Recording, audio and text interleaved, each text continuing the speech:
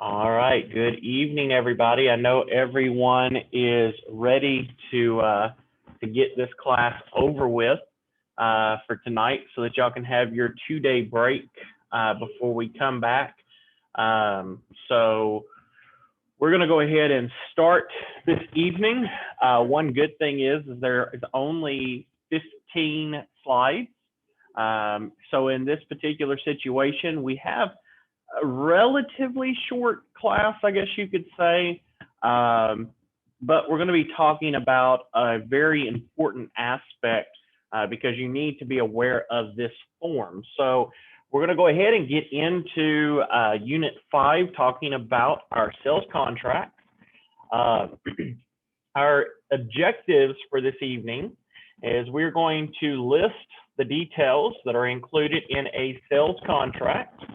And we're going to end up describing the process of an offer and an acceptance of a sales contract. We're also going to explain the process that's involved in making a counter offer. We'll define the statute of frauds and the parole evidence and their use, and also identify the different types of personal and financial information that can be included in the sales contract. Further, we'll describe the 3 methods that are used for a legal description of a property. We will also discuss the financial information that should be included in a contract. We'll review the purpose and disposition of an earnest money contract, earnest money deposit. And we will also discuss the ramifications of default or breach of contract. So to begin, what we're going to start off with, and we spoke about this yesterday, was we ended up talking about offer and acceptance, okay? So when we end up to kind of step back for a moment and put it in more of a terms for everybody to understand, the first process or the first step to get to the process and the acceptance stage is going to be submitting an offer, okay? And the offer, everybody always asks me, Mr. Nobles, exactly how do you submit an offer? What is this process? Is there a form that says offer, or is there a document, or how do I submit the offer to a client? What exactly is the process to do this? And the rule is this, okay? An offer is submitted on the 1 to 4 family residential resale contract, okay? You're actually drafting up the 1 to 4 family residential resale contract, and you're putting the terms in the contract, and you're submitting it, okay? There is no actual form that says offer at the top of it. It basically is an offer is going to end up being you completing the 1 to 4 family and sending it over. Now, here's the key term, okay? And if you recall from yesterday and recall from some of the other classes, your offer must be in what? In writing. Correct, Ms. Linda. Your offer must be in writing. It cannot be verbal or text or email. It has to be offered in its approved form. So a lot of times, and you'll even hear me, I make the mistakes, I'm human, okay, where I'll end up, client that I know for a fact is not going to end up getting his offer accepted, and I'll be like, yeah, the house is $300,000 and my client's wanting to offer $200,000. Yeah, I know that ain't going to get accepted. So instead of writing up a formal offer, I text the other agent. I say, Mr. Grossman, my client wants to end up offering $200,000 on your $300,000 listing. Will your client accept it? Okay. Most of the time, if you have good rapport with, say, Mr. Grossman, then what might end up happening in this particular situation is Mr. Grossman may end up saying, yeah, Justin, we're not accepting that, so take that offer somewhere else, okay? But the exact proper response is Mr. Grossman should actually respond back and say, Justin, I cannot discuss that with you until I have a 1 to 4 family residential resale contract. Okay. You're not supposed to end up just texting your information. It's not protected by law. Okay. It has to, in this particular situation, Mr. Grossman has to actually go over and he should ask me for the form, the legal form. Okay. If Mr. Grossman does not ask me for that form and I send an offer and Mr. Grossman texts back and says, my client will accept your offer in text. So I've texted Mr. Grossman, 200, he texts back, says, we'll accept it. Do I have a legal contract, Mr. Eugene? No, no. But Mr. Eugene, wait a minute. It's in writing. We put it in text messages. It's not a formal offer. That's correct. Just because it's in quote unquote writing by text, it's not actually in the proper form. Okay. TREC has created a proper form for that. Okay. Now, of course, if Mr. Eugene was a regular person and Mr. Grossman was a regular person, they were seller and buyer, and they've texted back and forth, that may uphold in court because they're not real estate agents. But if in this situation, me as a real estate agent, if Mr. Eugene wants me to submit a contract on his behalf to Mr. Grossman, the other agent, I have a duty to use the forms like we just talked about. Okay. So in that situation is if I'm acting as an agent, I have to end up using the forms that is promulgated by the state. But if Mr. Eugene is a normal person, he's a buyer, Mr. Grossman is a seller, and there's no agent, there might be some binding contract here. That's why it's imperative, I can't emphasize this enough, that you never let your buyer and seller meet. You never let them meet. The only time they should be meeting is at the closing table when they're just signing paperwork. Because what happens is, and this happens a lot, unfortunately, is if you don't go to the inspections or you don't go to the appraisals or you don't go to these things where there are meetings, a lot of times one thing can happen is, say, for example, that Mr. Grossman is representing Mr. Darren and I am representing Mr. Eugene, and I'm so busy that I end up that I have to go and I just can't go to the inspection because I got so much going on. So I tell Mr. Eugene, you just go on to the inspection, okay? And you just go through there and walk around. And Mr. Grossman, he's so busy, and he tells Mr. Darren, hey, Mr. Darren, you go on over and just stay in the house. You don't even leave. No reason to complicate things. You just stay in the house, okay? So Mr. Grossman goes over, and Mr. Grossman and Mr. Nobles, we don't go, but our clients go. Mr. Eugene and Mr. Darren goes, okay? And Mr. Darren goes over and tells Mr. Eugene, are you the buyer of my property? Well, yeah, I am. I'm the buyer of your property. All right, so you're the buyer. Well, yeah, my agent was telling me that you wouldn't offer me $200,000 for the property. My agent told me that, you couldn't afford that. And you're like, well, yeah, I told my agent, he said that, he told me that, you'd work that out and blah, blah, blah, blah. I could have afforded up to 250. I was pre-approved for 250. You see a problem here?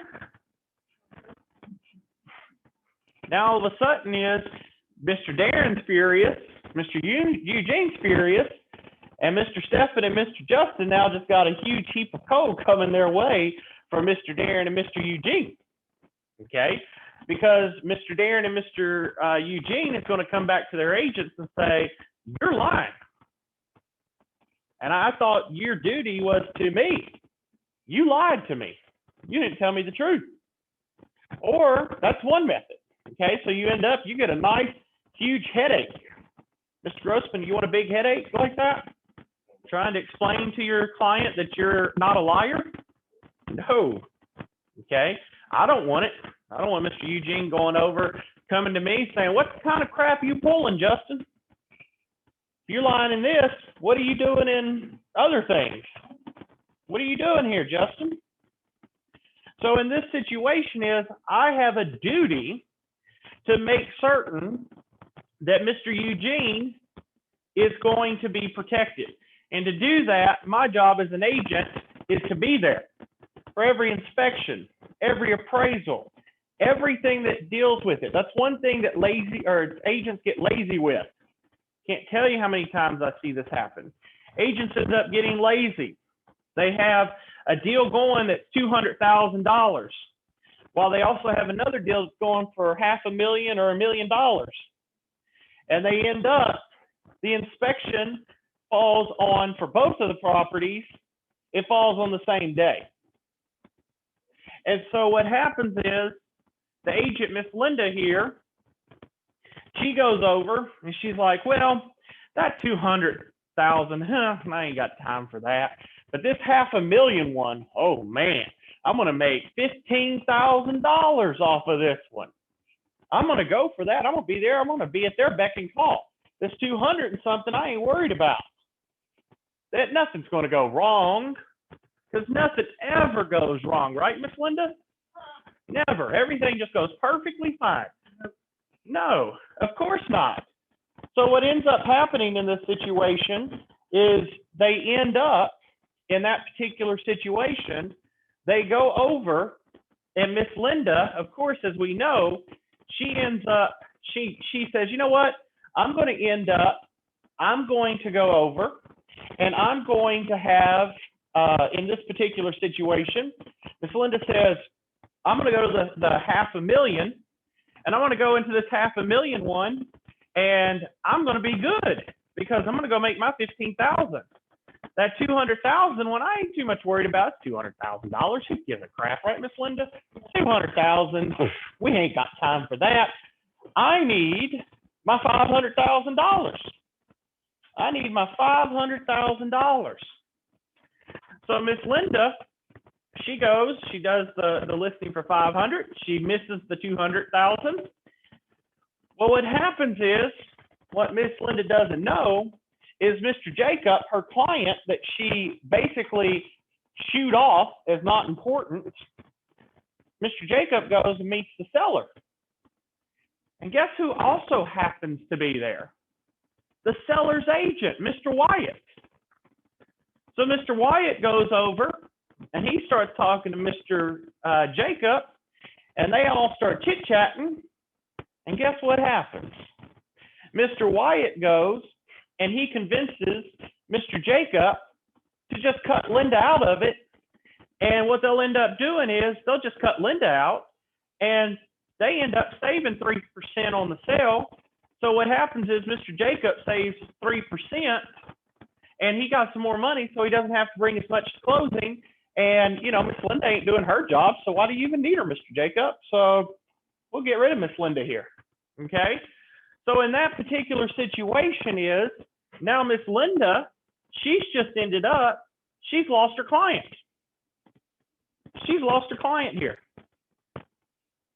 Miss Linda gets back to her office after she's, you know, basically showed off to her $500,000 client. And she goes over and, you know, she walks back and she gets back to her office and she sits down and she calls Mr. Jacob and she goes, "Hey, Mr. Jacob, how you doing?" "Oh, I'm good. I'm doing good. By the way, Linda, I've been thinking about some stuff here today. Miss Linda, you know, you've not been around and you've not been at the inspection. So I went ahead and decided I'm going to drop you. I'm not going to use you anymore. I got a better deal. I spoke with Mr. Wyatt. Mr. Wyatt kind of cut me a better deal. And if I get rid of you, I'm saving 3%. They're putting that into my closing costs. So I'm just going to cut you out of the whole transaction." Okay? Thank you, Miss Linda, for your time, though. Really appreciate it. Hopefully you can still be friends. Click. Miss Linda, how you feel about that? Really upset. Really really upset. And Miss Linda probably can tell you this as well. You ready? What normally also happens, Miss Linda? Normally, if something goes wrong, they all go wrong, right? So what happens is Miss Linda ends up, not only did her inspection on that $500,000 deal go to crap, but now her client decided, well, you know what, Miss Linda, we thought about this, and we're going to go in and back out of this transaction. We're not going to go ahead and proceed with this. So now Miss Linda lost both transactions in a matter of a day. Oh, yeah. And like she said, don't forget about getting chewed out by the broker, because definitely the broker's going to be furious. Furious. Okay? So in that situation, and also, one more thing, Miss Linda, there could be some TREC violations too, or TAR, Code of Ethics violations, because you didn't do your fiduciary duty. Okay? Your job is not about you. It's not about how much money am I going to make off of Miss Linda or Mr. Eugene or Mr. Stephan. It ain't about you. It's about your people. It's about the people you serve. Okay? It is about your client's interest, not your interest. You can't go in here, Mr. Wyatt, and say, well, let's see here. Now, Mr. Eugene, he's worth $20,000, Miss Linda's worth $50,000, and Stephan's worth $5,000. So I ain't got time for Stephan. He's a nobody to me. So, and Mr. Eugene, who cares too much about him? Miss Linda, $50,000? Heck yeah. Miss Linda's the one I'm going to spend all my time, and I'm going to take care of her and call her, and whatever she needs, I'm going to take care of her. Right, Wyatt? $50,000. We don't give a crap about the other guys. We just want her. Is that how you do it? No. If you've ever worked in the restaurant industry, okay? Oh, see, now here you go. She just said, you mean you wouldn't watch out for me? See, there you go. Put you in a bind, don't it? Uh-huh. I tell people like this, we all have worked at some job in our life. We've all worked either in restaurants, in a restaurant industry, retail industry, who knows? We've all worked in one of them in our life at some point, okay? But let me tell you something, especially if it's in the restaurant industry. If you're given an area that you're supposed to cover, you don't just walk up. I'm going to tell you this from experience, just from what I'm going to tell you how this works. You don't walk up and immediately just kind of make assumptions about people, okay? When I worked in retail, I used to work at the jewelry store. And I was a young, dumb kid. Of course, I make stupid mistakes. My mom and dad always taught me, you don't judge a book by its cover. You don't judge a book by its cover. You judge a book by who they are. You get to know them. That's what you judge them by. Nothing else. So there was this lady. I used to come up to JCPenney's at the jewelry store, and she always had crappy clothes on, all the time. And I was like, this woman ain't got nothing. She's just wasting my time wanting to look. I ain't got time for this woman. So I just kind of push her to the side. I ain't got time for you. Every time these women that would come up, and they're all got the fancy jewelry on and everything, I go, hey, how are you doing? Would you like to see our newest diamond ring? Well, Miss Linda, what do women do oftentimes if they all flashy? What is their flashy? Are those real diamonds? No, they're not real diamonds. They're actually called cubic zirconiums. CZs is what we used to refer to. So when those people, me being young and dumb, if I see flashy stuff, what do? When you see flashy stuff, you get your attention. So you think that person has money. So you go to them and you try to give them flashy service. You know, oh, look at this beautiful ring. Ain't it nice? So I go over here, I show the rings and all. And this lady says, you know what? I really do want to end up, I really want to buy that ring. All right, sounds good. So I go over there, I get the ring, go check it out. And sure enough, when she gives me her credit card, I swipe it. What do you think happens, Wyatt? Decline. But she's all fancy. She's got to have money, right, Wyatt? she looks good. She's got fancy jewelry everywhere, all over. She's got to have money, right, Stephen? No. It's fake. It was all fake. She put on a show. Yeah. Or she spent her money on stuff, yes. But that little old lady down at the end of the counter that I had ignored, now understand, we got commissions off of the stuff we sold, okay? So here I am all focused on you, Wyatt, okay, because you're all dressed up and fancy. The little old lady down at the end has been waiting probably 30 minutes. The other lady comes in that's taking my deal, and she's like, well, do you want to help her? I'm like, no, she ain't got nothing. And I'm walking out. Go check out, and I went back to go shop because the men's department was right by there at the time. I went and started looking at some stuff, and I go back by, and I noticed that little old lady had brought over almost $6,000 worth of jewelry in cash, not on credit.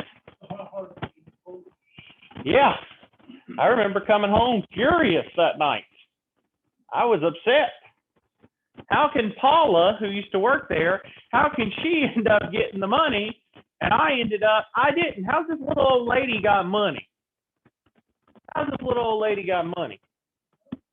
The reason I bring that up, you may be like, what does that have to do with offer and acceptance? What's it got to do with real estate? Well, here's the reason why. Stephen and I can tell you, in real estate, people love to be what we call looky-loos. They love to look. They love to make you think they got a lot of money. But in reality, they're broke as a joke. They ain't got no cash. No cash, no money, nothing. They're broke. And those people that look like crap driving the crappy vehicles are the ones that can walk in tomorrow and say, here's your $200,000 in cash. Okay? So I'm telling you in this situation, you do not judge a book by its cover. You do not simply think, Wyatt, going back to the situation, well, Miss Linda is all fancy and looks nice and drives a nice car. She's got tons of money and she's looking at $1 million property. Mr. Eugene, he's in some work clothes. What the heck are all gonna be around him? And Stephen looks like a bum. I ain't got time for these people. Yeah. There's a guy that Mr. Grossman just brought up, the old place that I used to end up renting from. You go to his places, his buildings, they look like crap. They're not taken care of. His car is old. It's a 1980s Jaguar, beat up. Nothing fancy. You see the guy, you'd be like, that guy's broke. He ain't got no money. But that man could probably buy currently owns the majority of commercial buildings in Bryan College Station. But you don't ever see him with anything fancy. You won't see him with the new truck.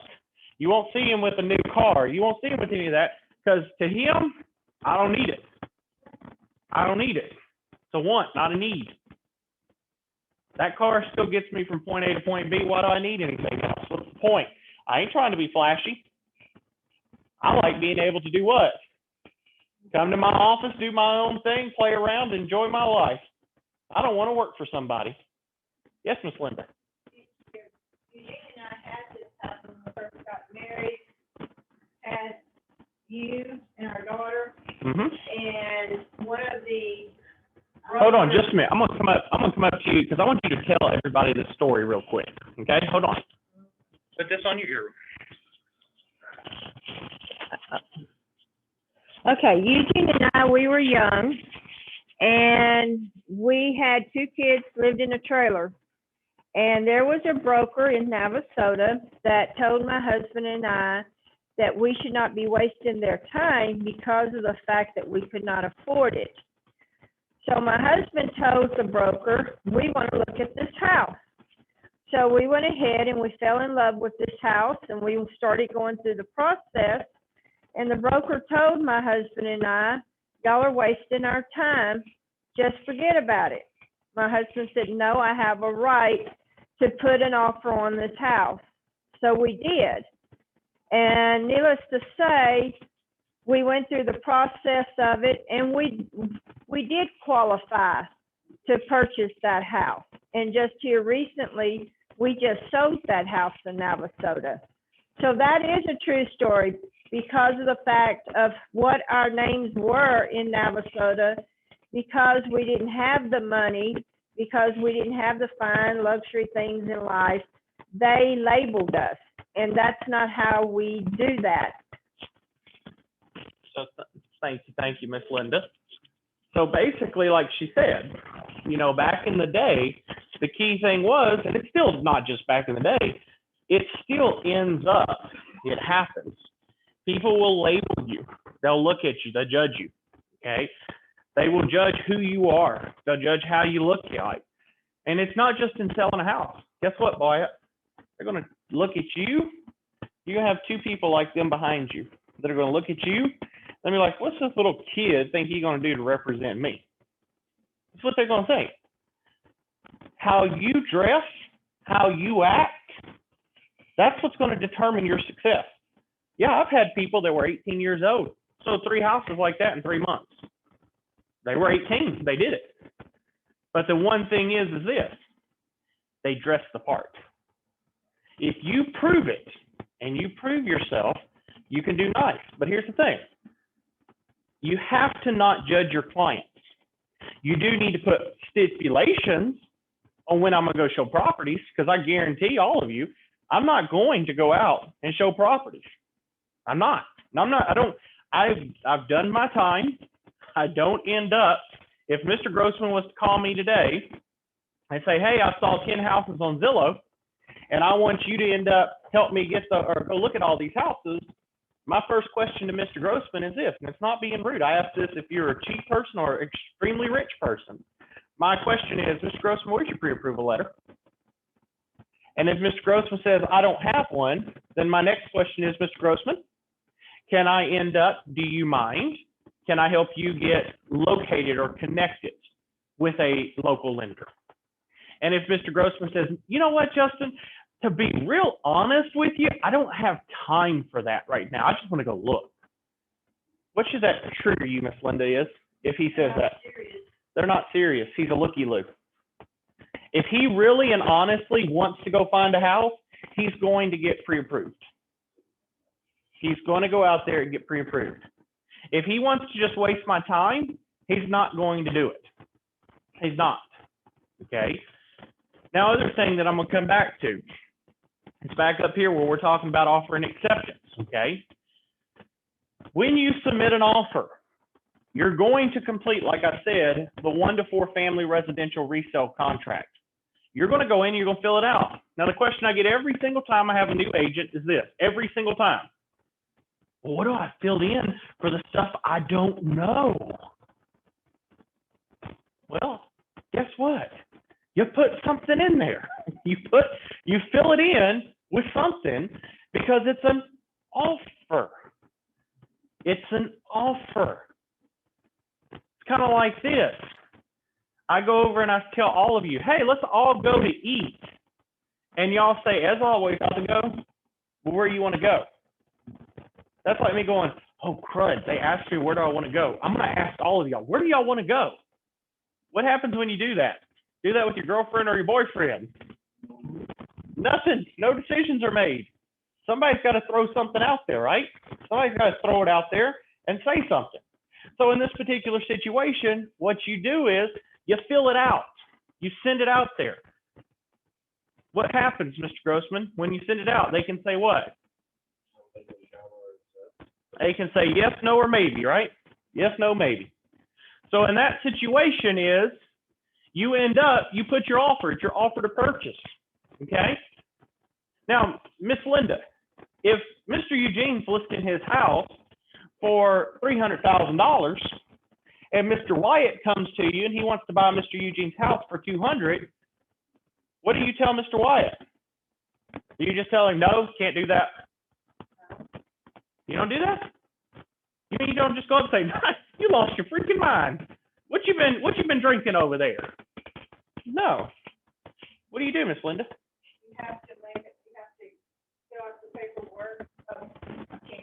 You have a duty, you have a fiduciary duty to still send the paperwork.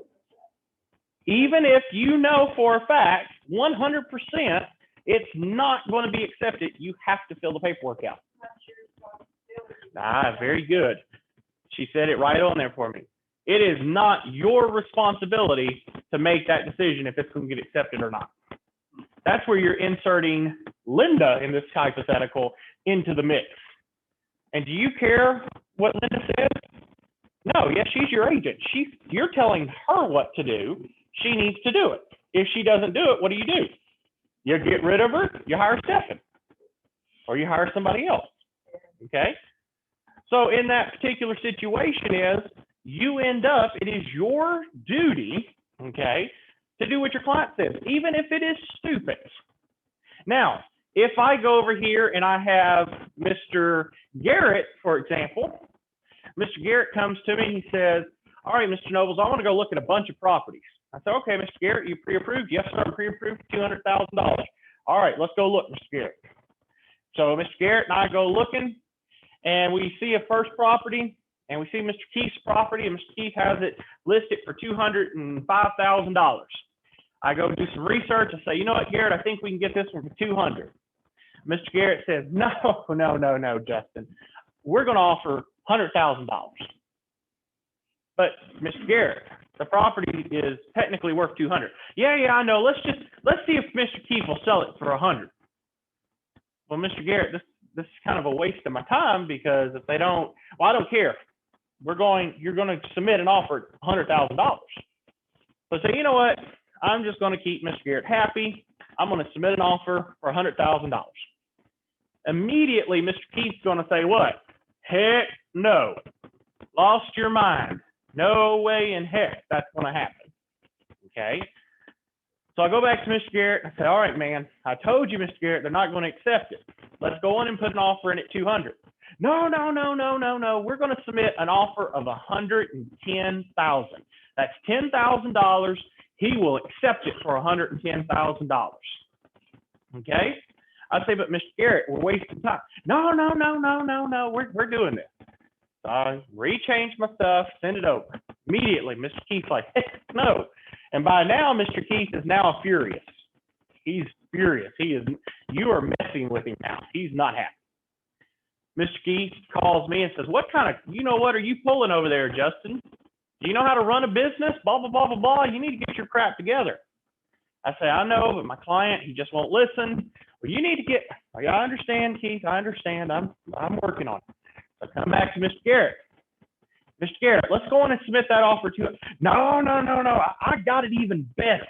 We're going to offer $115,000. He'll accept it now. You see a problem here eventually? What's the problem? He's not serious. And oftentimes, here we go real quick. Garrett, turn on your mic for a second. Yes, sir. Garrett, do you watch HGTV?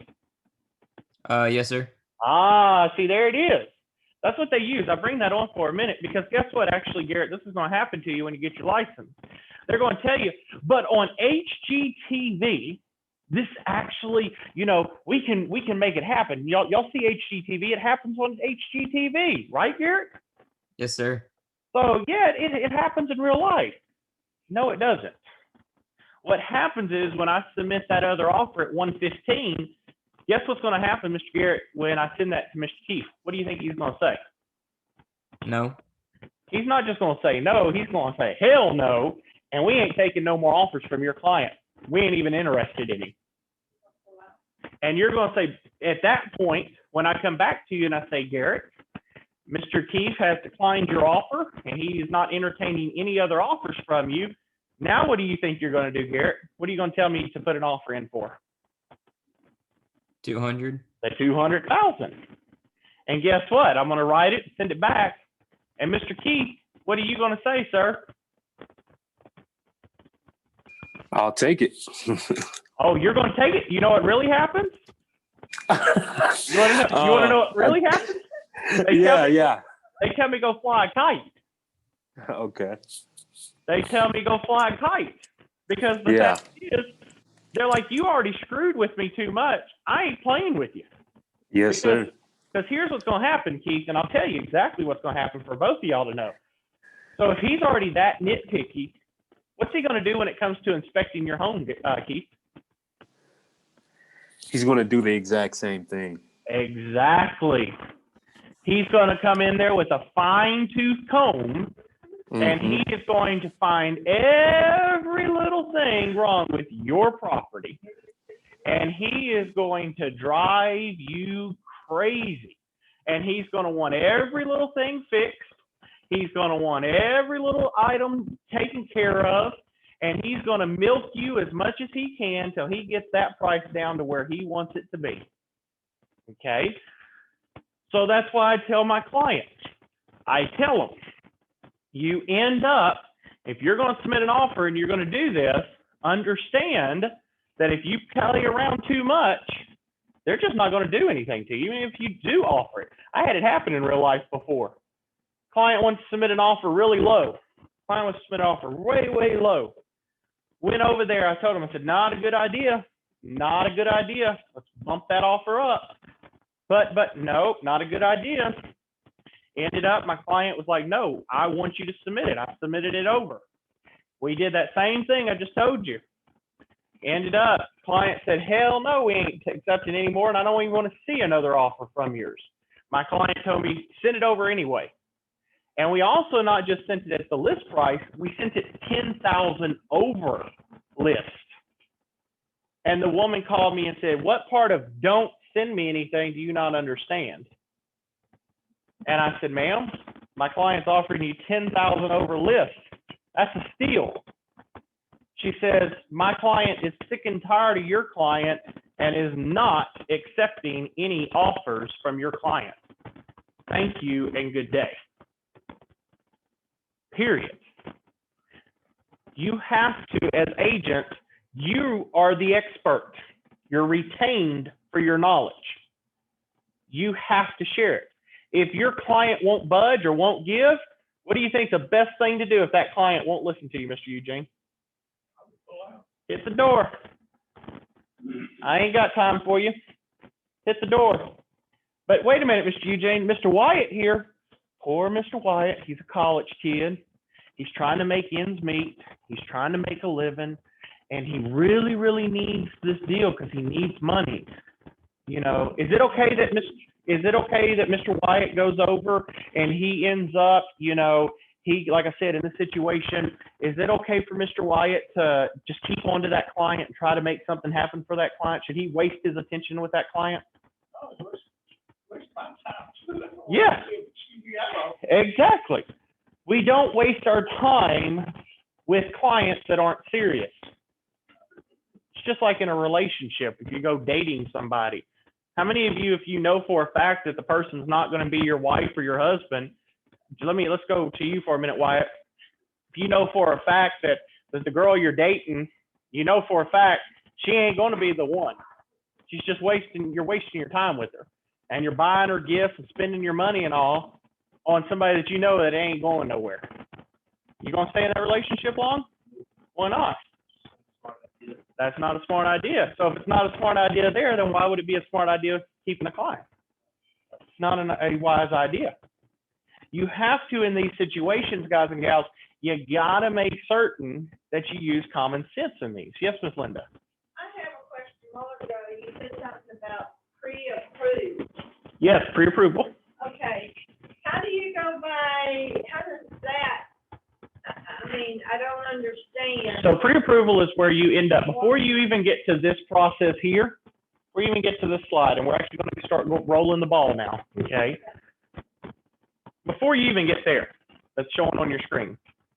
Pre-approval is the process here. You tell your client, if they are a buyer, that they need to go down to a lender, and of course you always want to have 3 lenders on hand that you know, and you want to send them to your lender, and you want them to end up getting a letter from the lender saying that they are pre-approved for X amount of dollars. Reason being, okay, is the fact of the matter is Mr. Let's say Mr. Stephan here. He ends up, he's got no debt. He brings in, let's say, $250,000 a year, and he wants to buy a $1 million property. Okay. Mr. Steffen thinks, well, 4 times $250 a year is $1 million. I'll pay off my debts in 4 years. My mortgage will be paid in full. Okay. So he wants to just go take Wyatt to go look at $1 million properties. And he tells Wyatt, well, Wyatt, think about this, man. In 4 years, I make $250 a year, and in 4 years, I have $1 million, and I pay off it. That's how it works. So I'm approved for $1 million property. Is that how it works, Steph? I mean, Wyatt? No. Your question back to Mr. Steffen is, so are you going to starve to death? Are you going to not go anywhere? You know, how are you going to do this? Yeah. Yeah, is your mommy and daddy paying for you that I don't know about? You know, you have to tell them, yes, in 4 years you make $250, but you still got debts that you got to pay. You still have bills that are there. They're always going to be there. So, Mr. Grossman, how in the heck are you going to pay these bills? You're not. So in that situation, what happens is the best thing to do is you send that person off to a lender, and you let the lender run their numbers. The lender is going to be the one that sits down and says, so Mr. Grossman, is there anybody else that is around that's paying your bills? Well, no. So you have to pay all your bills. Yes. Do you currently live somewhere? Well, yeah, I'm renting an apartment. Okay, well, how much is that, sir? Well, it's $1,000 a month. Okay, well, there's $1,000. Well, do you eat?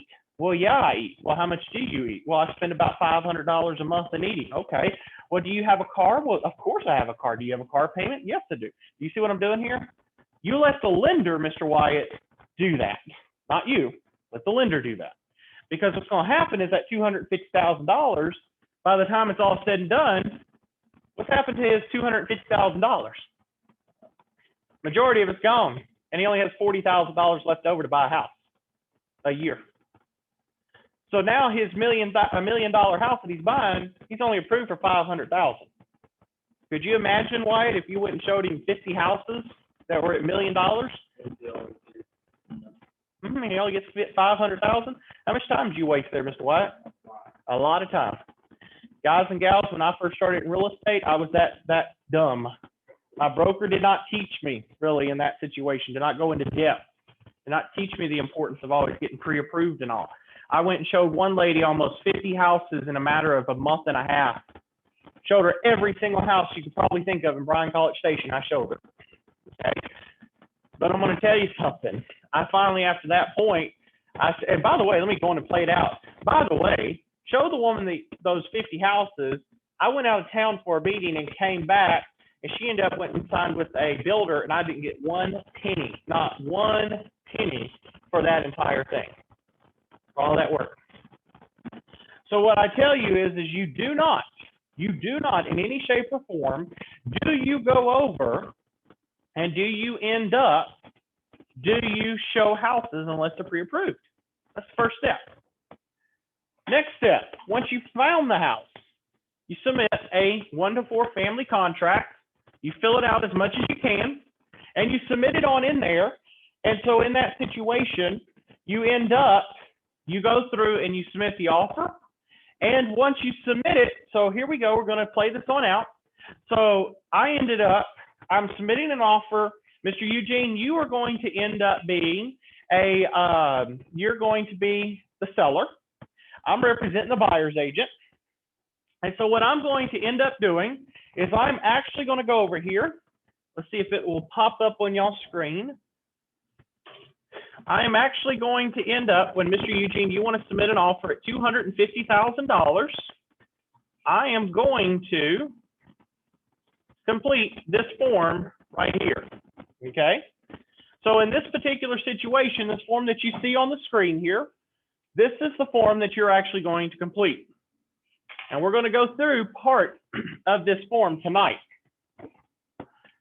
The first thing that you're going to do is you're going to fill in as much of this form as you can. All right. There is approximately, I believe, 9 or 10 pages on this form right now. Every year it seems to get longer, okay? So we go through and we complete this form. Now, you're going to tell me, but Mr. Nobles, I don't know what to fill in for exclusions. I don't know what to fill in for the address, the legal description. Well, if you don't actually know, what do? Fill in as much as you can. The things you don't know, leave it blank. Submit it over. For example, in D, exclusions. If I'm the buyer's agent, Mr. Eugene, you're the listing agent, and Mr. Wyatt's the seller, you're the only person that's going to know if Wyatt's taking his hot tub with him. You're the only one right here. I don't know. Buyer's agent. I'm representing Mr. Grossman. So in this situation, when I fill this form out, if you didn't put on the MLS, tell her to take hot tub, I don't know. So I'm going to put NA in that blank because I don't know.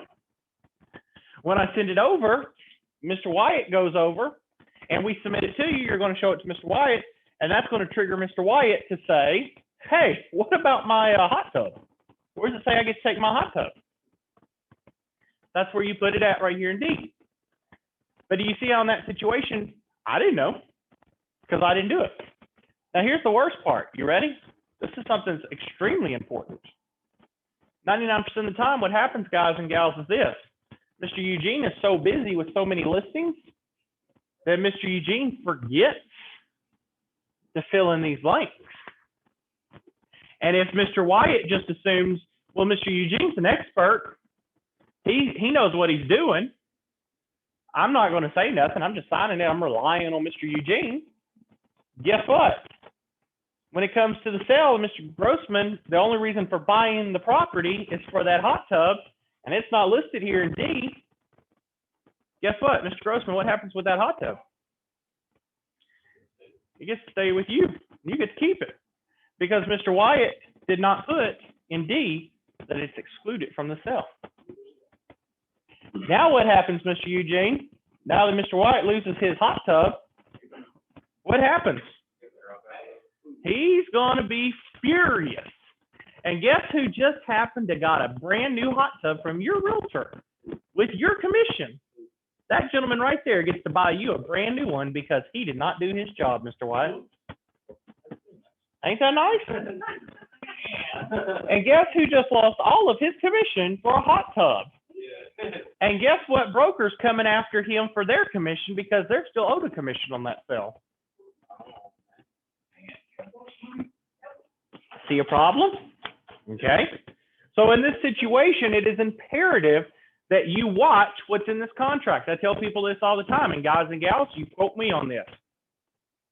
If you're working a full-time job, let's say Mr. Keith, let's say he's working a full-time job, and he's got a full-time job and he's doing real estate part-time.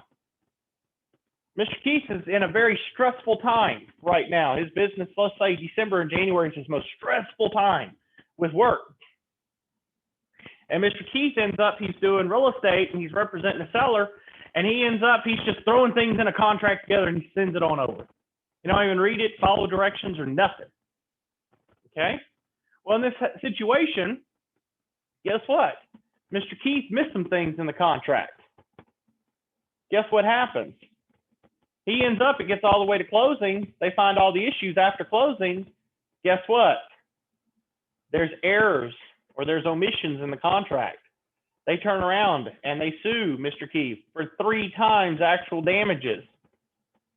Mr. Keith may have walked away with $5,000 commission, but because of his errors, he's just cost himself $20,000. He lost 15. So it is extremely important that there's always a minimum of 2 eyes. And I'm going to tell you guys this very important, okay? While majority of you are most likely going to come on with me, there will be at some point that you may think, you know what? I'm going to go over and I'm going to join one of them 100-0 brokers. I get to keep 100% of my commission. Well, guess what? If you keep 100% of your commission, what also do you think you get to keep? 100% of your liability. So Mr. Keith goes and he wants to keep 100% of his commission because he's trying to be cheap in this situation. And he goes to a 100-0 firm. There is nobody watching his mistake. They sue him. He made $5,000, but May got sued for 20. He loses 15. And he's going to say, well, I'm going to go after my broker. Well, unfortunately, when you sign with those firms like that, the more independent, that there's only one broker and maybe one or two agents, they don't have the support. They don't have the training, okay? So it's imperative when you're doing these types of things that you are with a firm that you can end up that's going to be there to help you. It's going to help guide you through this stuff. Yeah, it may be nice to get that extra 5, 10, 20%, whatever it is. It may be nice. Of course, we all want that.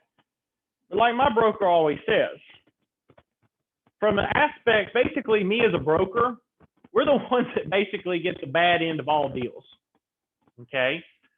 Because from a client's perspective, if I'm representing a seller or a buyer, something goes wrong, who are they suing? Me. They're not suing the agent, they're suing me. And if the agent gets sued or something goes wrong with the agent, who do they come after? The broker. I'm the one that gets screwed all the time. But think about this. Mr. White over here, say, for example, he wants to switch firms to go to a 100-0 broker. Okay? Well, what Mr. White doesn't know is they create an LLC that has no money in it. So when you get sued, they sue in some LLC that has no money in it. There's nobody to help you. You're still the one that's caught up a creek without a paddle. This is where it comes into these situations. The broker, the reason you're paying your broker is because the fact is in this situation, the broker, me, my job is to make sure you're trained and educated and you're knowledgeable. That's my job, okay? That's what I end up doing is I make certain that you know what you're doing, that you're aware of what you're doing, okay? That is ultimately what I end up doing, okay? Yes, 10, 20%, I tell people all the time is, 10, 20% may sound like a lot of money, but in reality, I've had people before that have left my firm, went to another firm, and ended up, they go to another firm with not as much training or as much expertise or not even able to see their broker, and they end up, they get sued and lose tons and tons of money, and then want to come back and say, whoa, whoa, whoa, okay, Justin, I'm ready to come back now. I'm ready to join back on with you. No, it's not how that works, okay? You're paying when you are with the firm, as the client, they're paying commission. That's basically insurance. They're paying insurance on the sale. Something goes wrong, they can come sue the broker. The agent is paying basically insurance in their commission in regards to the fact is something goes wrong, the broker actually is there to stand up and be there for them, okay? Guys and gals, I can tell you from experience over my years of doing this kind of stuff, there has been situations, guys and gals, where brokers, even the big name brokers, I'm talking big name brokers, when something goes south, guess what they immediately do? Oh, why? You screwed something up, you're terminated. They leave you high and dry. You're terminated. They file a lawsuit against me. He wasn't following directions, so I terminated him. So it's all on him. Seen it happen many times. Okay. So again, you need to be aware of these things. These are very important little sidebars that I'm giving to you. So again, once an offer is submitted, if I submit it over to Mr. Keith and I say, Mr. Keith, here's my offer. Mr. Keith comes back and he says, nope, I'm changing. You said 200, I'll do 250. He's countered my offer. Mr. Keith has countered my offer. Because he's countered my offer, what happens is, my question now for everybody, well, actually, Mr. Keith, I'm going to ask you, if you countered my offer and I come back and I tell you, yeah, no, I'm not going to accept your counter, Mr. Keith, can you go back and accept my original offer?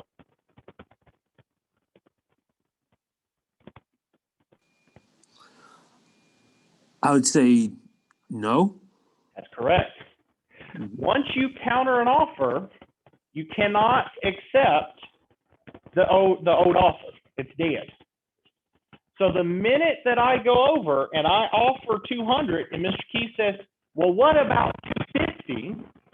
That is a counter, and my original offer is dead on its face. I have to re-submit my offer of 200 for him to accept it. Does that make sense, Mr. Keith? Yes, sir.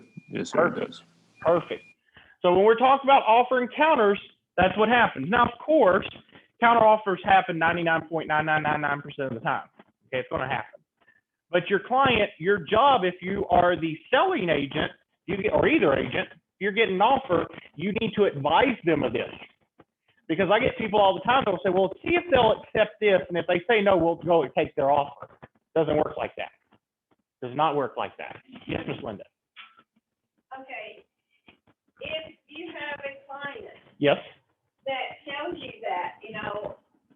So I have a client that says what I just said, And you know what the max that they will go, can you tell them what's the most that they will go? Depends on a lot of agency things, and I'm not going to answer that question. Okay. Curious. That's a question that we need to talk about in agency, because if I go through that, we'll spend the rest of this class going through that. So good question, but we'll hold off until agencies. Okay? All right. In regards to acceptance, now, of course, we all know what acceptance is. I've submitted my contract. Mr. Keith countered me. I finally say, you know what, I'll accept 250. So now we have an offer and an acceptance. Okay?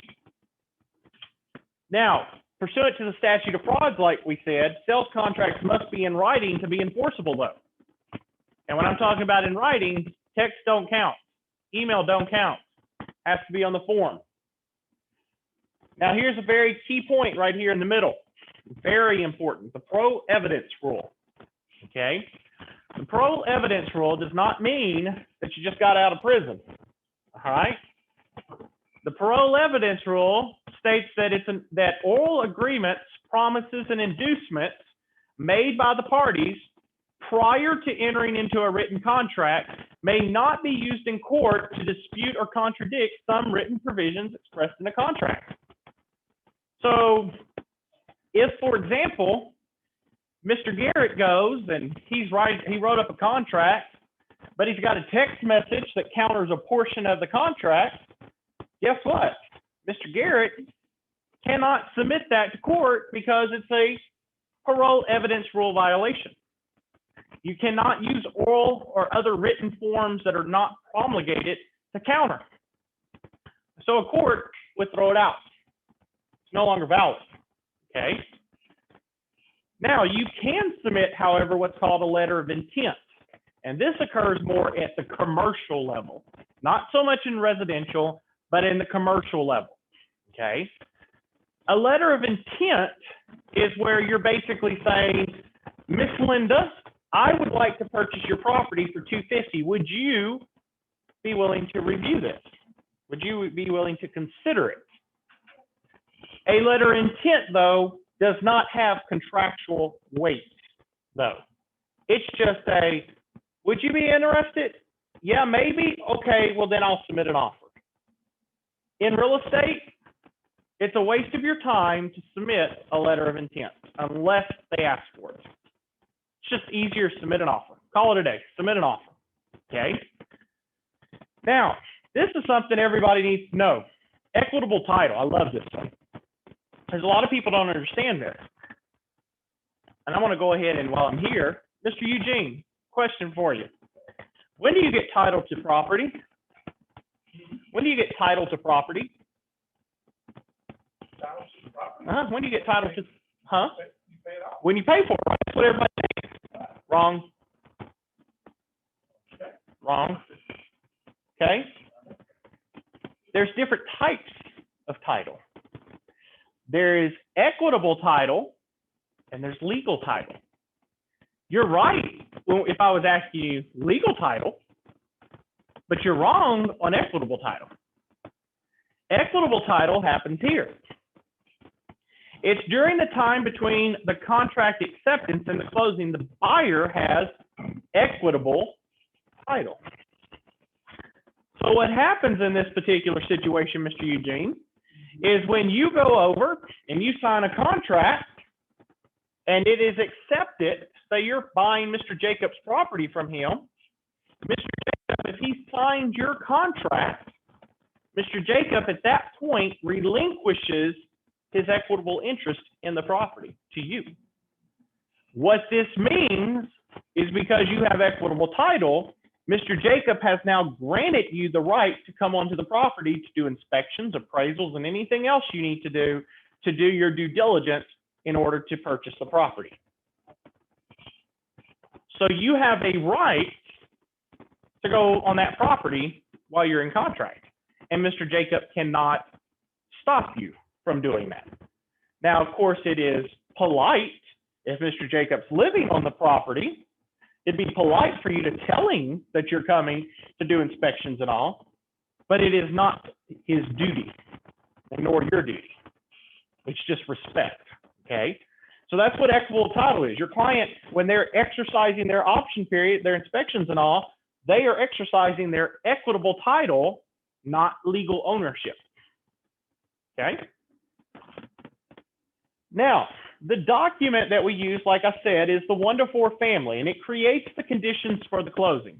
You actually read through it, and you will be required to read through it in the next class. When we start the next class in January, you will be required. You'll probably be so tired of that contract, you're never going to want to see it again, okay? But you're going to use it because the fact is you use it on a daily basis. But it creates the conditions for closing. It also is called an offer to purchase, a contract for sale, or a purchase and sale agreement. So, Mr. Wyatt, real quick. Actually, no, I'm going to pick on Mr. Garrett. Mr. Garrett, got a question for you. Yes, sir. Looking at this right here that's on your screen, we have how many names just in bullet 2 for the 1-to-4 family? 4. 3. Oh, yeah, I see. You have now. offer to purchase, contract for sale, and purchase and sell. So there's 3, right? Then, if you look at bullet number 3, the very last few words says 1-to-4 family residential contract, right? Yes, sir. So in that situation, now you have 4, right? There's 4 there. But they can also sometimes use the word contract just by itself. So when you take your test, how many words can they use to trick you when it comes to a contract when they're asking about an offer? How many words can they end up technically using? 5. 6, because you forgot the word offer. Oh, yeah. It was a little trick question there for you. But again, and I'll tell you this, Garrett, just as a sidebar, I've actually ended up seeing them on the contract where they will list as options, they'll list offer to purchase, contract for sale, purchase and sell agreement, or none of the above.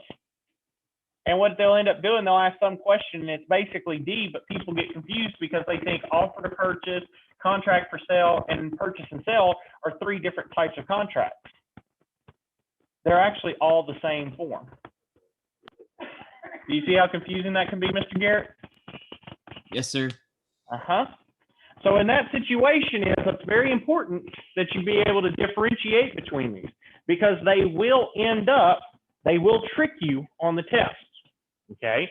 So I'm just kind of getting everybody together here that they will trick you, and you will see some of them when we do our final exam.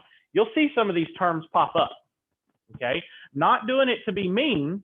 I'm doing it because I'm preparing you for your test, because they're going to hit you with these. Very good job, by the way, Garrett. Thank you. All right.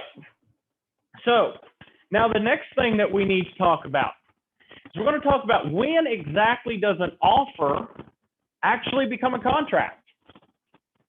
Now, Mr. Jacob, are you there tonight?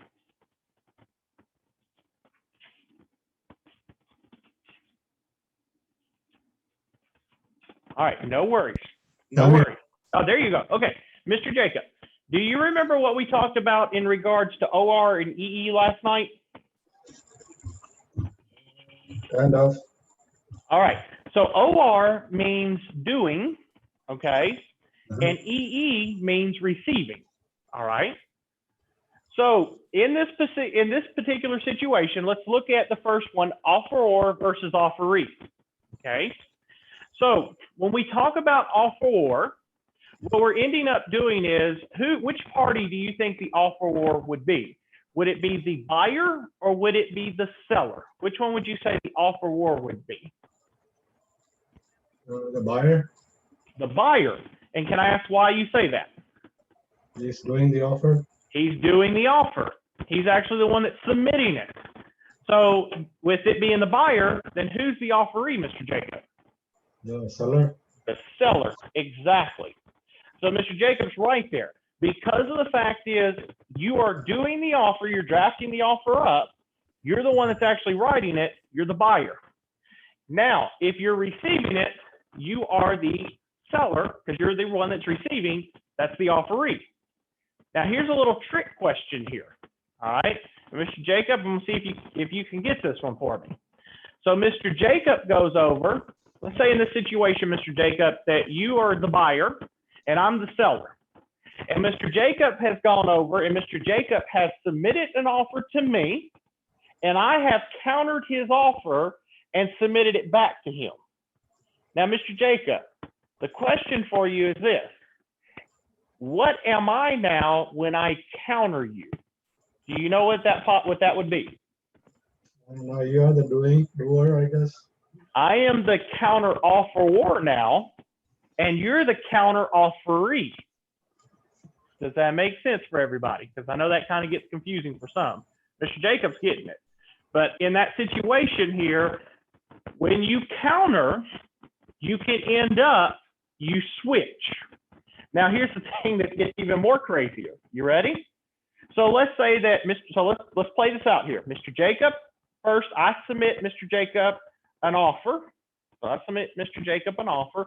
So I'm the offeror. Mr. Jacob's the offeree. Mr. Jacob now counters, sends it back, making him the counter offeror, me the counter offeree. But now, Mr. Wyatt, question for you. What if I now counter and submit back over to Mr. Jacob? What am I?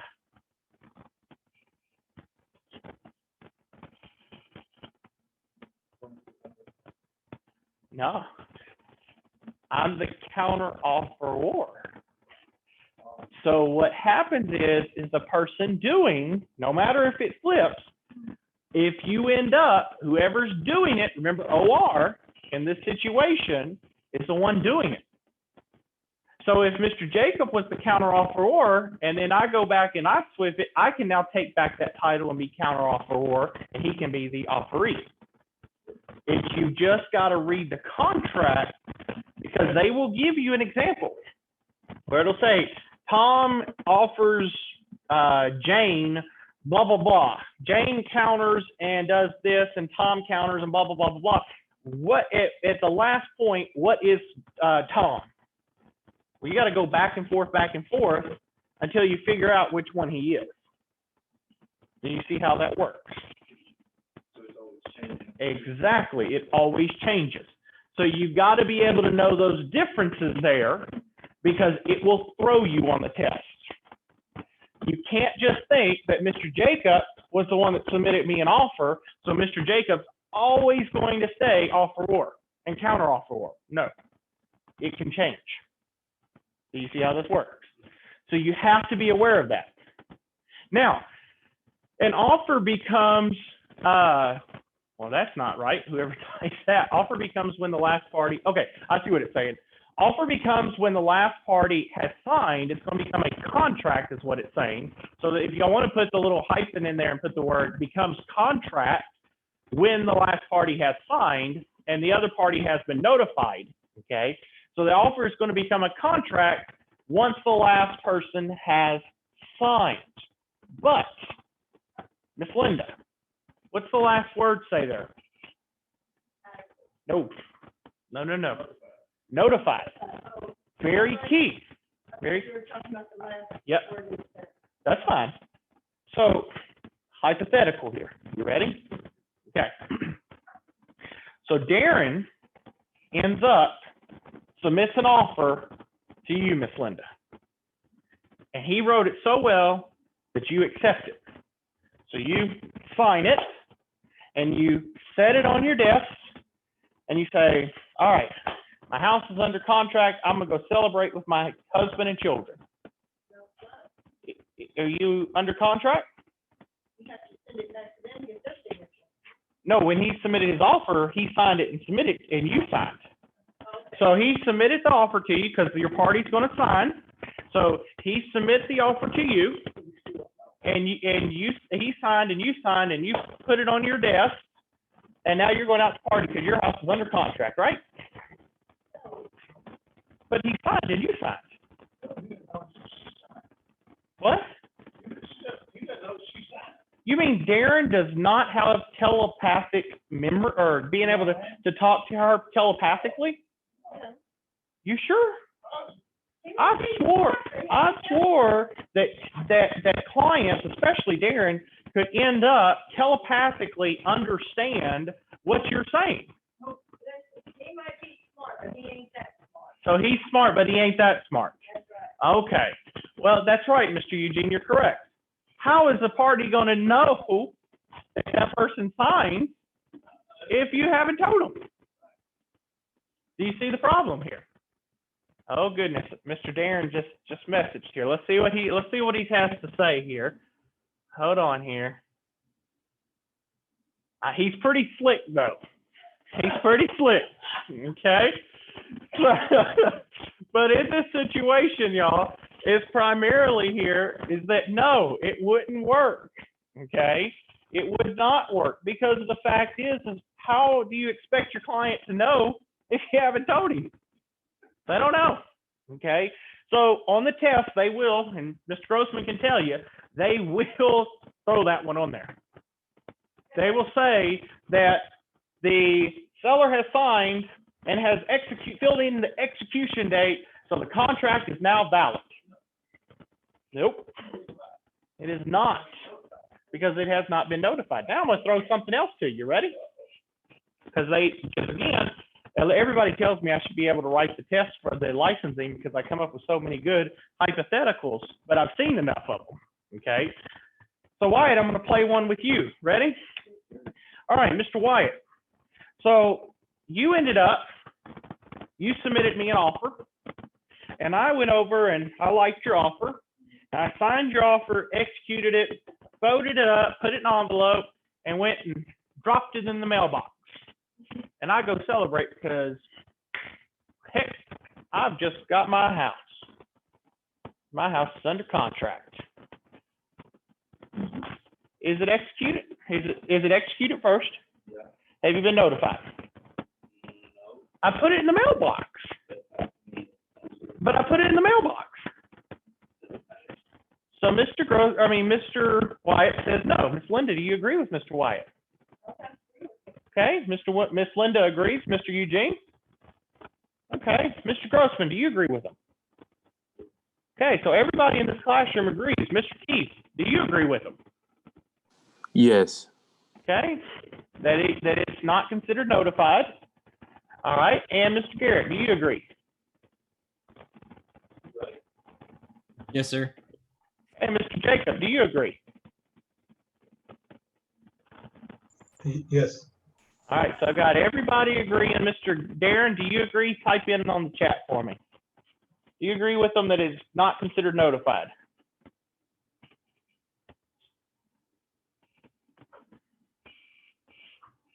Oh, he's not typing, so read it again, he said. He said, read it again. Mr.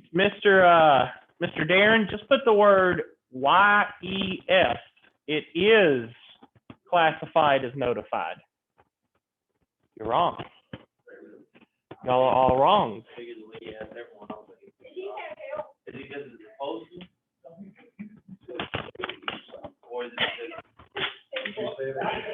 So here's the thing. This is what everybody thinks. It's in the mail, but he hasn't been notified. Well, here's the thing. In the United States, we have a thing called the Mailbox Rule. You all, everybody, including myself, all of us, we get our mail at our mailbox. We have told the United States Postal Service that they are our agent to deliver our mail to us by putting a box or a mailbox on your house. So when that letter is dropped into the mailbox, everybody's agent, and in this situation, your agent, the post office, has received notice. And if they're an agent of you, they have received your notice on your behalf, and therefore you are classified as being notified. Yes, Miss Linda. But what if my mail does not end up getting to me? Is that your question? Doesn't matter. That's the still thing. What if it doesn't get to me? What if this? What does not matter? Of course you would want to tell them, but remember, we're dealing with people that are writing tests. They're going to think of the most craziest thing to do to end up tricking you. The answer is yes. By me putting it in the mailbox, you are notified pursuant to the mailbox rule. I felt it after he went to them questions. I even said it to you. I was like, calm down. You got your question. This one, yes, yes. Yep. It is not. It is classified as notified. So that's why, do you see here, I do this, and it's not to basically make that y'all are wrong. It's the fact is I'd rather you get it wrong here in class than on the license exam. Okay? I'd rather you be wrong in here and I correct you than you get to the license exam and be like, I don't know. Okay? So again, that is the situation. Notification is when you are notified. Here's another thing. If you have stated that you have a power of attorney, and that say that Wyatt, your power of attorney is Mr. Grossman, and you are not in town, and I signed it and I give it to Mr. Grossman, and Mr. Grossman forgets to give it to you, you're still classified as being notified because he has power of attorney. That's right. You can also sign on his behalf. So in that situation is, who you pick to be your power of attorney, you better take it serious. Because if I come up to Mr. Grossman and I give it to him and he wants to cause problems for you and he puts it in the shredder, you're up creek without a paddle, Mr. Wyatt. Okay? So in that situation is, understand, you got to know these notifications. Very key. Now, oral notification of written acceptance is classified as adequate, but still can be challenged in court. Okay? So and this happens a lot, okay? Mr. Eugene, Mr. Grossman writes you a contract, you sign it, you call Mr. Grossman, say, hey, Mr. Grossman, I signed the contract and I put it in the mail. Okay? That is adequate. Okay, and if you dropped it in the mail, you're stuck to it. You're bound because of the mailbox rule. But if you said, hey, Mr. Grossman, I got the offer and I signed it and I'll get it over to you as soon as I can. Well, the thing is, it still technically has not fully been notified to Mr. Grossman. He has to technically have something in writing, if you remember. So Mr. Nobles' word, even though you might have signed it, does he see that you signed it? No, you could have just be calling him just to pick on him. So it is not always classified as written, basically oral acceptance is not always going to be the best type, if that makes sense. Bilateral, of course, we've already talked about. Not going into this anymore. We've already talked about it. It's two parties, okay? Seller and buyer. But one thing I want to add here, do you see anywhere up here, anybody, do you see broker, agent, or anything else up here? No. The only people is the buyer and the seller. You never, never, never, never, never, never, never, never, can you tell I'm trying to put an emphasis here? Sign a contract on behalf of your client, ever. You don't do that. That's not your job. The purpose, of course, this is your bilateral statement, and they will ask you this. What's the bilateral statement? Say this to yourself. I want to hear every one of you say it. What's your purpose of the bilateral contract? Starting with I. I want to hear y'all say it. Too bad. I want to hear everybody. 1, 2, 3, say it. I. Exactly. Exactly. I promise to buy and you promise to sell. That is the promises. Remember, a bilateral contract has two offer and acceptance. There's two parties, two things. One promises to buy, one promises to sell. There's two promises. Okay? Extremely, extremely important. Okay? Again, there are your parties. You have your seller and your buyer. Now, looky here, Mr. Wyatt, you came back just perfect timing. Look, we just added two more words to what a buyer and seller can be called. Yeah. You know, you just want more words, right, Garrett? Right, Garrett? You want to have like 50 words for the same person, right, Garrett? Yes, sir. Yeah, because we want to talk about one person having 50 different titles so that we can just make this exam so difficult. Isn't that so sweet of us? So in this situation we're now talking about it in the situation of who holds title. Who holds title? So when there is a contract, what happens in this situation is that if we are holding contract, the seller is going to be the vendor. And this is the person, if you remember, is the one that holds legal title. So they're actually the full owner or the owner. And the buyer is the vendee. They're the one that's receiving equitable title. Remember the situation like I ended up telling you in this situation? Equitable title is going to end up being the one that has the right to do what? What do you end up doing when you have equitable title, Mr. Eugene? We talked about this just a little while ago. Equitable title. What did I say about that?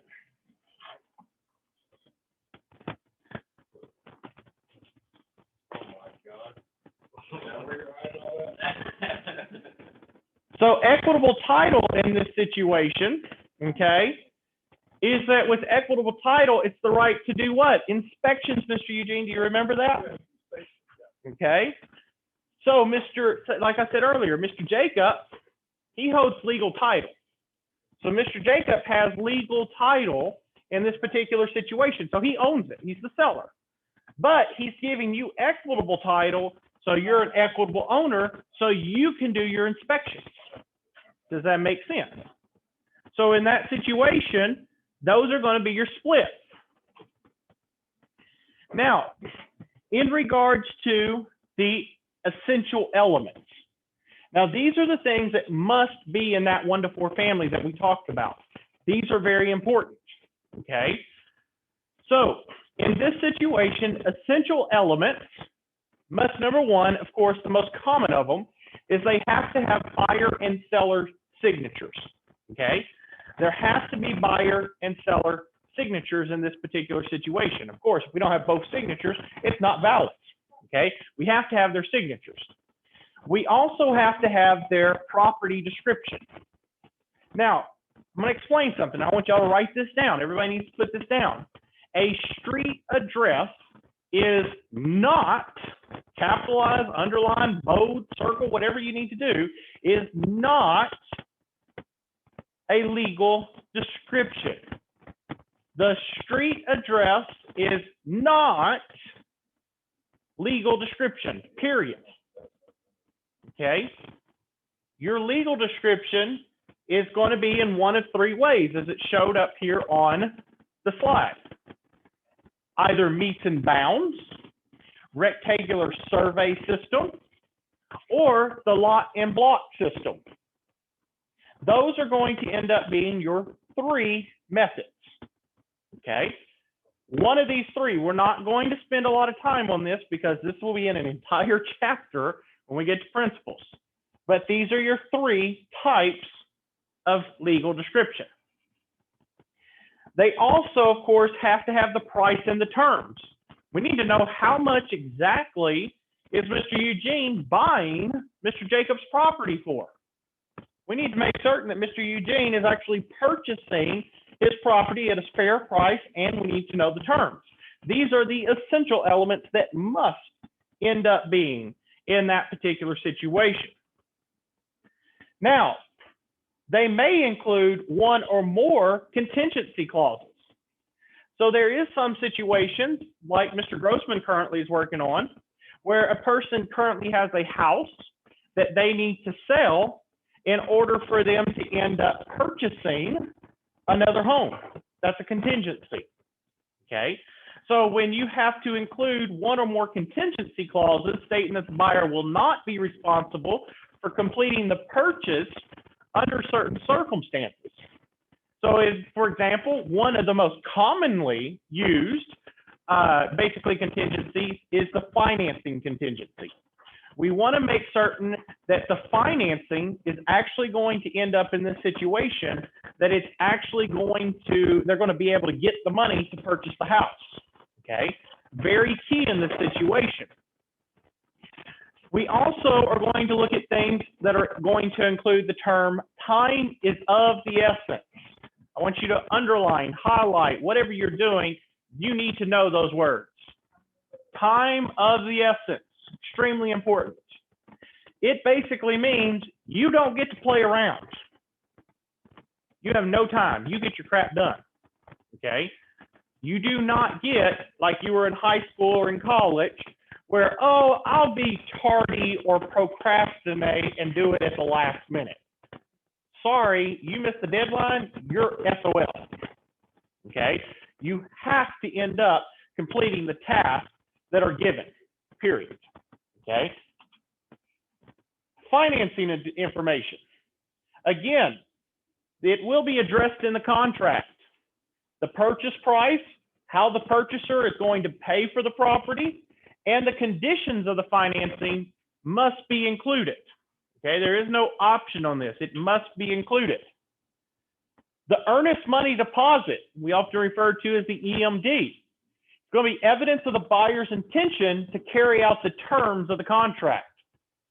It also will be the amount agreed upon by the parties, and the concern for brokers is commingling.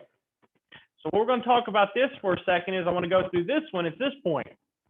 Okay. Number one, the most important thing, the first part, no big deal. That's just statements in there. Nothing, no red flag there.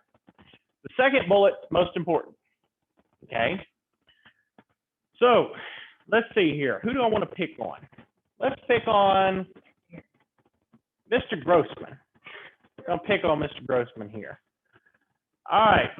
Mr. Grossman, when you raise your hand, you know I'm going to call on you. So, Mr. Grossman, question for you. So, you're wanting to buy Mr. Wyatt's property here, okay? And Mr. Grossman, you want to purchase it, so I draft up a contract, I submit it to Mr. Wyatt, and in the contract it says that you'll deposit to Mr. Wyatt a $3,000 earnest money deposit, okay? Well, what you don't know is my car broke down and it's my only source of transportation. I'm a poor college guy, just starting, don't have much money. And I tell you, it's just, how you want to pay, and you say, I'm going to pay by cash.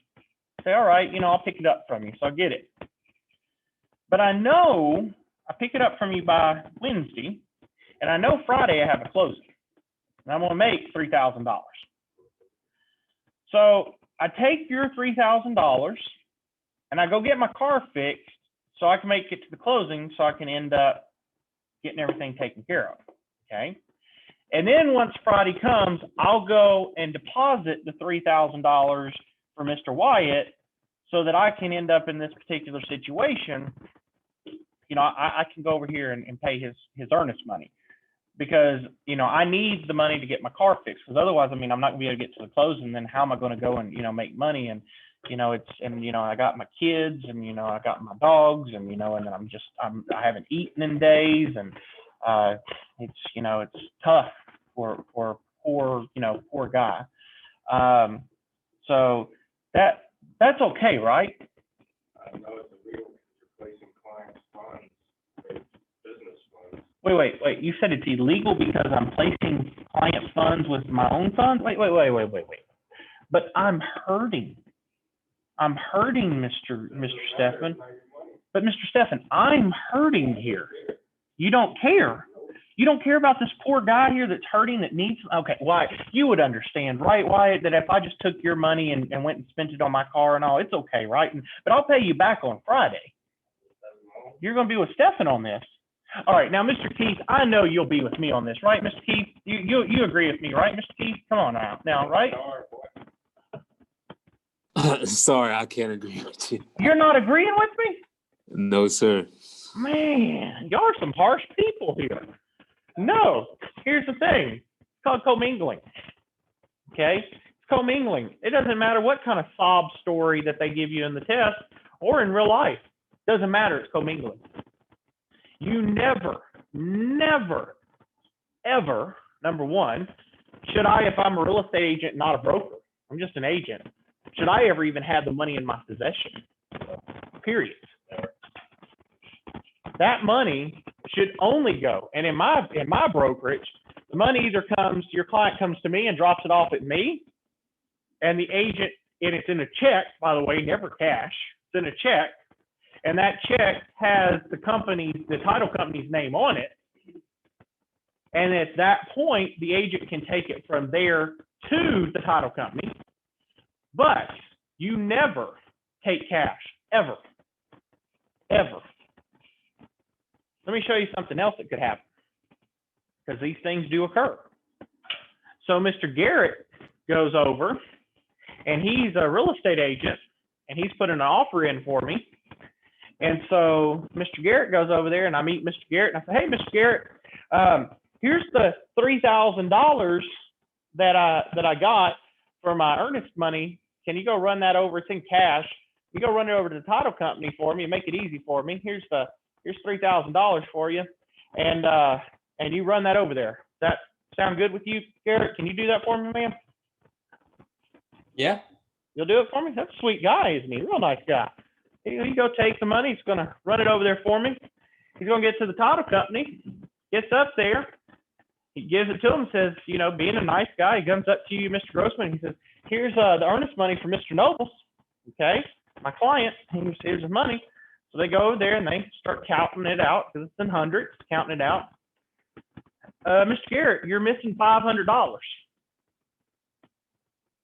Well, I literally, he gave me the deal and I came straight here. Well, there's $500 missing. Now, what's Mr. Garrett going to do? You're going to call me, right, Mr. Garrett? He's going to call me and he's going to tell me, Mr. Nobles, where's the other $500? What do you think I'm going to say, Wyatt? I'm crooked. I'm going to say, what are you talking about, Garrett? Garrett, I gave you $3,000. What did you do with my $3,000, Garrett? Did you go spend it on something? Guess what? Now Mr. Garrett is put in a bad situation. And guys, let me tell you, there's been clients before that have fake money, counterfeit. They'll give you $3,000, $3,000. They'll give it to you, but they're fake bills. They're fake bills. I'm going to tell you something. Amazon, go look on Amazon if you get time tonight and type in prop money. It makes them look 100% just like a $100 bill, except there's a little bitty thing that says prop on it. You quickly are looking at it, you wouldn't be able to spot it. Your client goes and gives you that money, and guess what ends up happening? They give you that cash, they get down there to the title company, and they see that it's all fake. Cops are going to be called on you. You're going to say, well, Mr. Nobles gave it to me. And what am I going to say? I have no idea what you're talking about. Garrett must have took my money and spent it, and he went over there, and he took some fraudulent money trying to pass it off. It's all Garrett. Y'all better watch out for that Garrett guy. Do you see what I'm saying? And Garrett, what are you going to do at that point? What defense do you have if I were to pull that on you?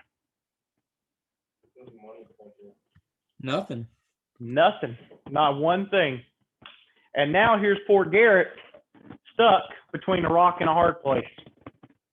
Not one thing. his license could be suspended and he could be going to jail, even though he did nothing wrong. It is your duty. You never accept cash, ever.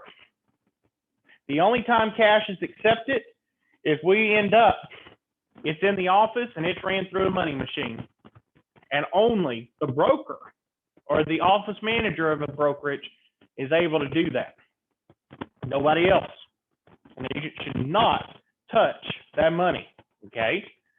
I'll tell you, when I worked at my old brokerage, somebody actually did that. They didn't have hundreds, but they had tried to sneak in 3 $10 bills that were counterfeit. We took it down to the bank to deposit, and $30 they were shy. They put 3 counterfeit bills in there. That person ended up going to jail for it. But I'm going to tell you, you don't want to be put in that situation. It does happen, guys and gals. You've got to be prepared for it, okay? And that's why I tell you, you don't want to be put into a situation on commingling, ever. And you don't ever want to be put in a situation where you get cash for earnest money and you're put up against a rock and a hard place. Don't want to do that. Now, Mr. Grossman, real quick question before we go to the next slide. Earnest money. Is earnest money, Mr. Grossman, is it a set price? Is it always a set price? No. It is going to be what? It's agreed upon by the parties. Ah, very good. You're one step ahead. It can be any amount. It can be $1. It can be 1 penny. Okay? It can be whatever it needs to be as long as the parties agree. Very important. Okay? Now, the information needed for a 1 to 4 family. In paragraph 3, this is going to deal with your finances. It's your cash down payment, the amount of the first loan, the amount of the second loan, and the sales price. Now, it looks pretty up here, right, Miss Linda? That's all nice and pretty up here, bulleted and all. Well, let's go actually to a real one, right, Miss Linda? Let's take them to a real one. Look at number 3 there. Where's the 4 bullets at? Wait a minute. That's not how it looks on the slide. What happened? Yeah, it got a lot more complicated. So, Mr. Eugene, I got a question for you. Okay. So, Mr. Jacob, he wants to go over and he wants to buy a house. But he's going to have, I'll tell you this out here, okay? So you got to work with me and listen to me for a minute. Mr. Jacob's going to end up putting down on a $100,000 house. He's going to put $10,000 in cash down. He's going to end up putting, or he's going to get a loan for $5,000. He's going to get a loan for $15,000. He's going to get another loan for $10,000, and then get a final loan for the remainder. Okay, how do you fill this out, Mr. Eugene? I'll be I'll put down the cash portion first.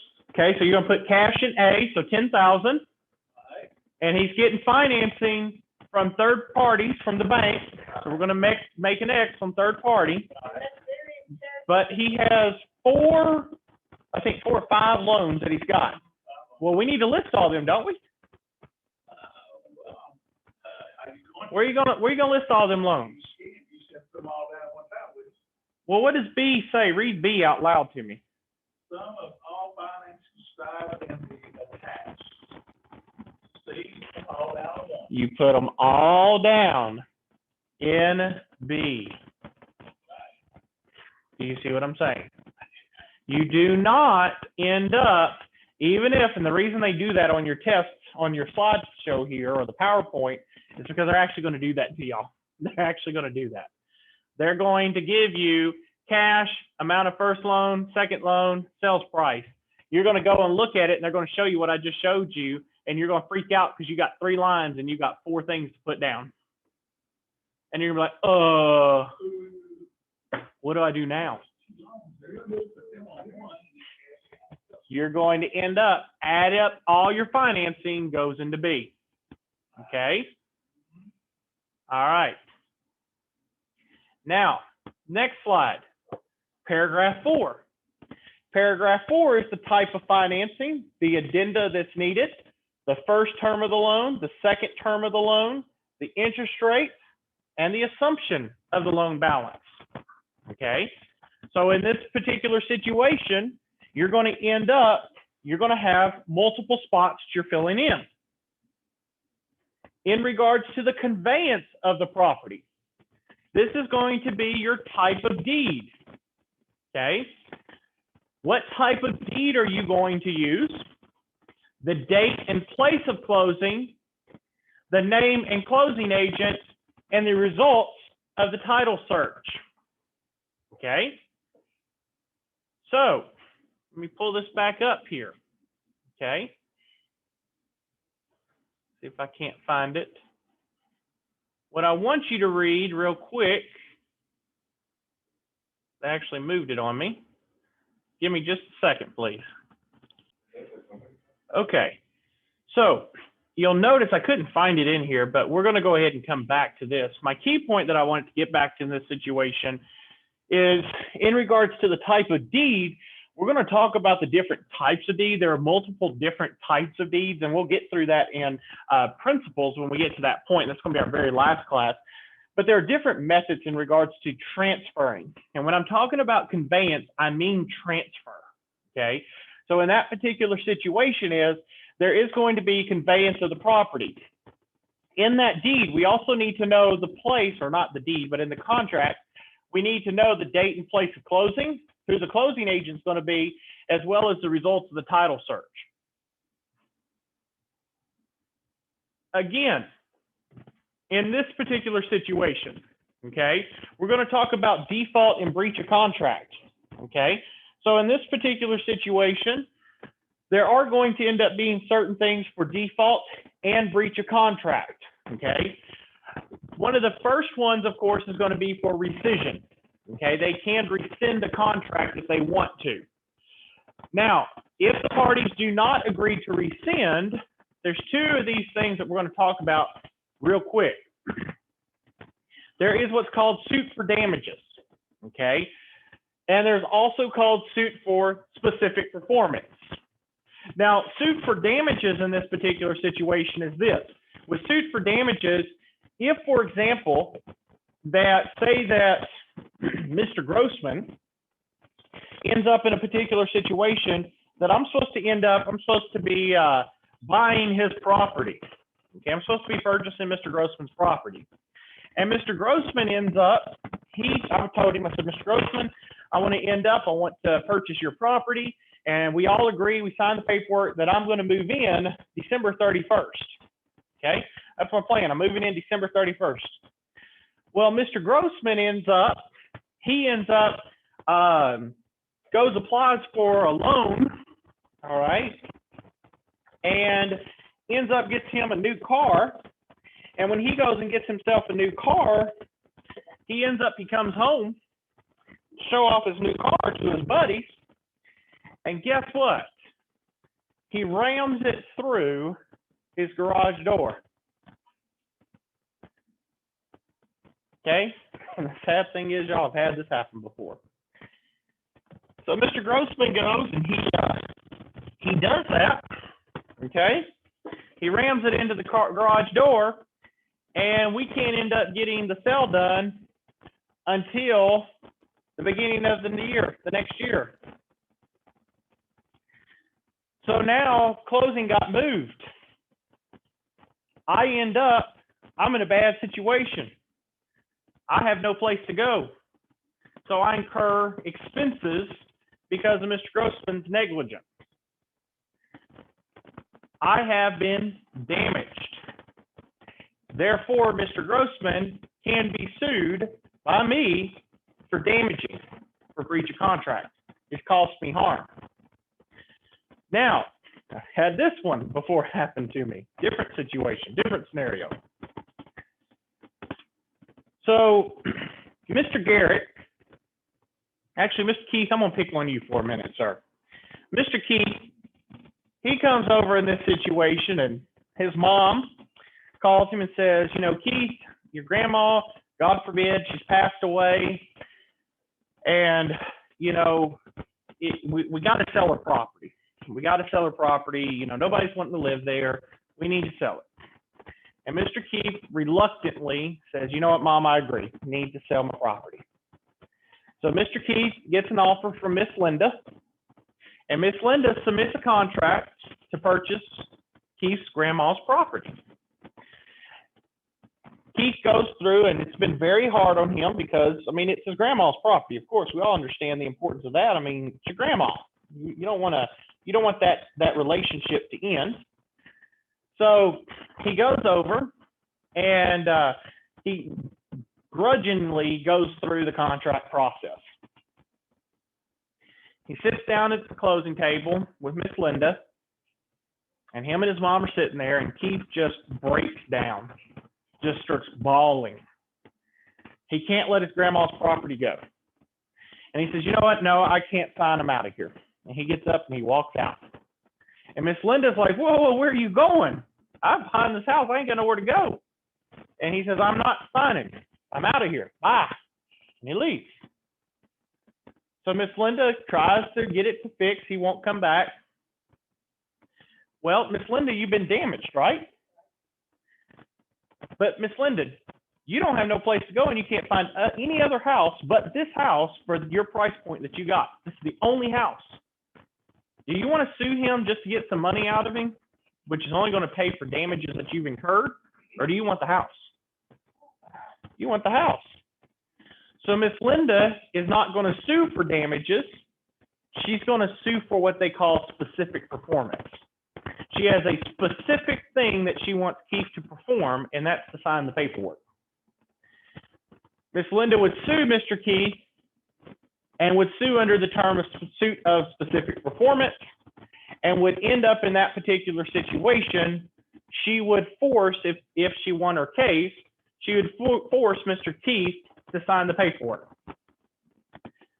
So you must be aware that you tell your clients, especially if they're a seller, that once they sign that paperwork, there is no going back.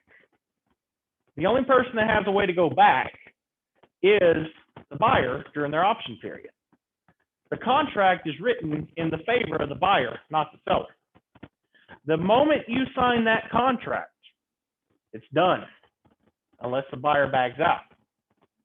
I have had clients before that my client was buying, and a seller gets to the table and bawls their eyes out and gets up and leaves because they can't sign the paperwork because it means closure, and they don't want closure.